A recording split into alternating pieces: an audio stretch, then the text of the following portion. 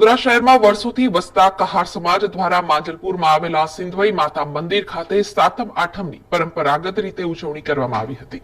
વડોદરા શહેરમાં વર્ષોથી વસતા કહાર સમાજ દ્વારા હોળી પર્વ બાદ સાતમ આઠમની પરંપરાગત રીતે ઉજવણી કરવામાં આવે છે, જેના ભાગરૂપે સાતમના દિવસે માંજલપુરમાં આવેલા સિંધવઈ માતા મંદિર ખાતે કહાર સમાજના લોકો ભેગા થઈ હવન પૂજા અર્ચના કરે છે।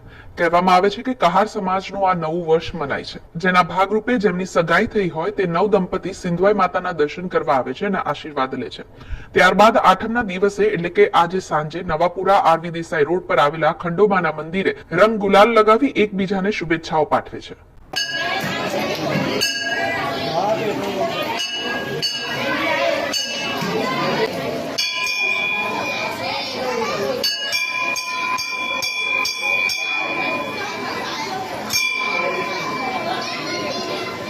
વડોદરા શહેરમાં દક્ષિણ દિશામાં સિંધવઈ માતા મંદિર આવેલ છે, જે આજનો દિવસ એવો છે કહાર અને કનોજિયા લોકોની કુળદેવી થાય છે।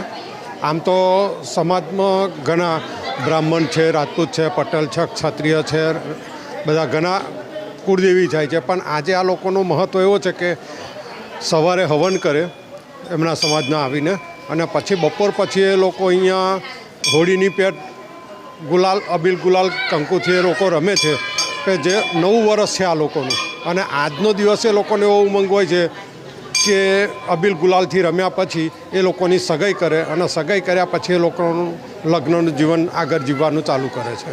પણ એનો મહત્ત્વ એટલું છે કે આ લોકો આજે આખા જ બધા જ લોકો નાનેથી માંડીને મોટા બધા જ અહીંયા આજનો દિવસ તો આવવું જ પડે છે એ લોકોને દર્શન કરવા માટે કુળદેવી।